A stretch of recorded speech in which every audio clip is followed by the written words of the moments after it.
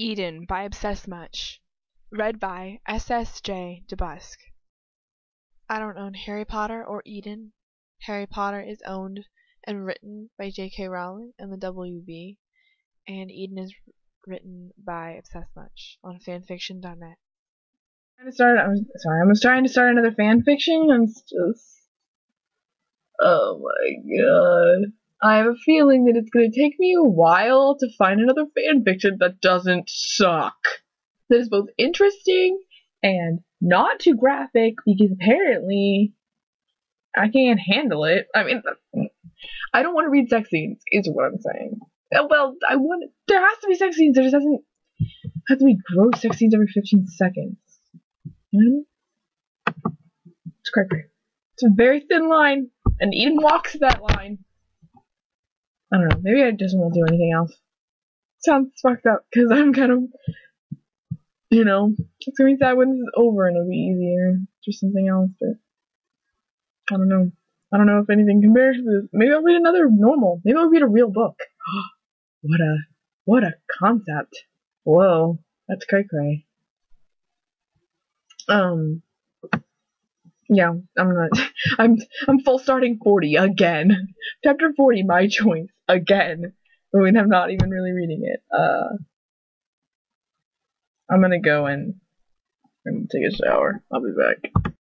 Chapter 40, for the 50 billionth time, I'm actually gonna read this time. Chapter 40, my choice.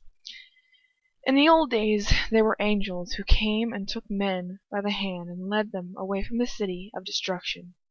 We see no white-winged angels now, but yet men are led away from the threatening destruction. A hand is put into theirs, which leads them forth gently towards a calm and bright land, so that they look no more backwards, and the hand may be as little as a child. George Eliot, Silas Marner. He stares at me. His hand slides out of mine. My insides are turning themselves to mush. A squashy terror presses itself through my body.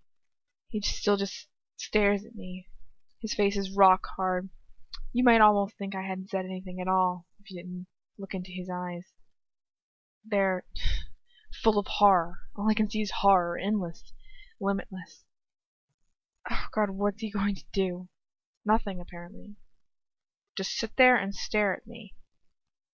I shift uncomfortably, pressing my lips together. I want to say something, but what could I say? What could I possibly say? His eyes don't move from my face. They look almost desperate, as if he'd do anything to believe I'm lying. But he must realize that I'm not lying.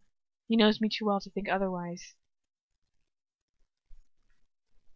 I suck in a ragged breath, and then when I speak, my voice stutters with panic. Please, will you just... I clench my jaw in terrified exasperation. Will you either blink or just say something, for God's sakes? His cheek twitches. His eyes are like a granite slab of fear, and I realize he looks more afraid now than I've ever seen him.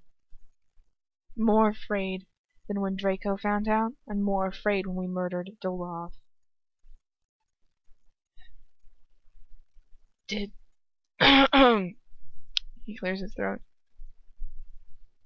Did I hear you correctly? Why does he have to do this? Why? You know that I did. You know that you did. I say miserably. He opens his mouth as if he's about to say something. But then he closes it again, his jaw setting hard for a moment before he finally forces himself to speak. You're certain, he whispers.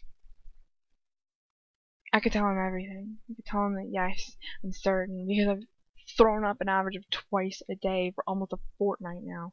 Because I keep getting dizzy and having headaches, because my stomach keeps cramping up like I'm going up to get my period. But although I've checked for it manically wherever I get the opportunity, it hasn't come in ages and ages. what must at least be a month. But I don't say any of that. All I say is, of course I'm certain. I wouldn't be telling you otherwise, would I? He stands up from the bed very suddenly, looking at me like I've gotten 2 heads. I've got 2 heads, excuse me. I've gotten 2 heads just in a couple of seconds. I'm like the most repulsive, disgusting things he's ever had the misfortune of having been before him. He turns away from me. I don't mind admitting, this isn't quite as I hoped. This isn't going quite as I hoped. I don't know what I was hoping for. Perhaps in the deepest, darkest recesses of my soul, I was hoping that he would tell me that everything was going to be alright, and that he'd look after me, and that he'd leave Narcissa, and that he'd take me away from this place, and look after me, and the baby we'll have together, and of course it doesn't matter that it'll be a half-blood, because I've taught him that blood doesn't really matter at all, and he'd tell me that he loves me. But when he turns back to face me with a look of absolute disgust and hatred, I know there'll be none of that for Hermione Granger. Oh God. Now he's saying it. It's infectious. It's a disease. What have I done? He mutters. And suddenly anger hits me hard. He's looking at me as like he hates me again.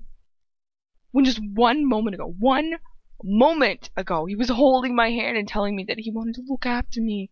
And damn him, this is all his fault anyways. He should have been careful. I shift my leg off the bed and go to my feet, and get to my feet. He takes a step away from me. As if he never takes a step back. He took a step back, guys. He's afraid like a little bitch. As if the impurity of my blood might be contagious. He's so pale he looks as if he's seen a ghost. I feel myself snap like a twig. Don't you step back from me! My voice is cracked hysterically. It's not my fault we're in this mess. The horror on his face is ebbing away, being replaced by anger. So is mine, I suppose. He whispers venomously. Yes, because this is exactly what I've always wanted, isn't it? Aha. Aha.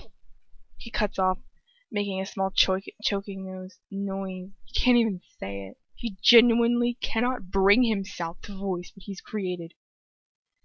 You should have been more careful, I murmur, feeling that unwilling blush creep across my cheek. You should have taken steps to prevent it. Steps. He spits the words as if and shakes his head, breathing a hard, mirthless laugh. I forget how innocent you can be, my blood. There is no contraception charm. There never has been, and there probably never will be. I just stare at him. Why? Is all I can think to say. His eyes narrowed. Why would there need to be? He snaps. Diseases have magical cures, and pregnancies can be disposed of. He trails off, his expression seeming to relax just a little. A downward spiraling sign sinks through my stomach. Yes, he murmurs. Yes. He turns his heels and starts to walk towards the door. I will return later this evening, he says, in his voice curt and chipped, and I will bring with me means to dispose of this. And then he pauses as he walks, still unable to say the words, before he sets his face before his face that's firm, and he continues to walk. Wait! I say quietly, my voice shaking a little. He pauses, exults sharply, and turns to face me again, with a face as hard as rock. What? His voice is like a steely thread. I feel myself flush with I know his impending humiliation, but damn him, I have nothing to lose. And if I don't say it now, I never will. I thought we might, I stammer. He says nothing. All he does is shake his head. A warning. A clear warning. Don't push me for something I can't give. No, he can give it. He could if you really allowed him. He could if he'd allow himself to. I draw a deep breath to the bottom of my lungs. I I don't really want to get rid of it, I say in a huge rush. I thought we could, perhaps, you and me, I thought we might. I trail off at the look on his face. He just looks at me for a few moments. A world of what looks like pain in his eyes. He closes his eyes and shakes his head. No, he murmurs. His tone is final. He opens his eyes again, and his gaze locks with mine. No. I press my lips together, feeling the first treacherous sting of tears in my nose. Nose? No, there's not right there, though. Why not? I whisper, my voice catching with emotion. He stares at me incredulously, as if I've asked him why can't he just gouge out his own eyes, or why can't he throw himself off a cliff? He struggles for a moment before he finally manages to say the words. It's a half knot. That's why you can't keep it.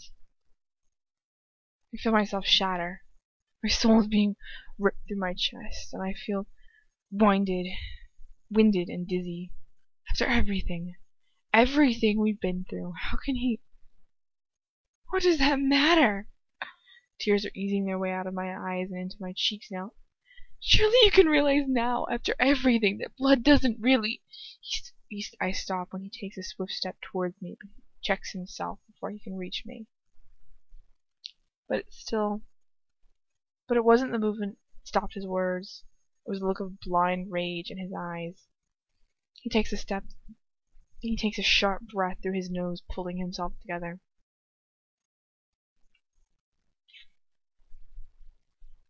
Never speak to me like that again. Never. He states, his voice low and dangerous. It is an insult to me. I will not allow you to stand there and tell me that my whole existence has been a lie. But it has, Lucius. I hiss, my anger boiling over. Of course it has. You know this. How could it not be when you've given up every principle you've ever had? But you can change it. It's not too late. And that's when he snaps. He's right in front of me in 2 swift strides, and he slaps me hard across the face. Slaps me like for the first time since Ron discovered what's going on between us. I scream more out of the injury to my heart than the one on my face, and I think, and I fall to the ground. I jerk my head up to see him looking down at me with absolute horror and hatred, and for one terrifying moment I realize that he's about to kick me. No! I scream, clutching at my stomach, shielding it instinctively from heart. You can't! The baby! For a long moment, it's like we're frozen in time.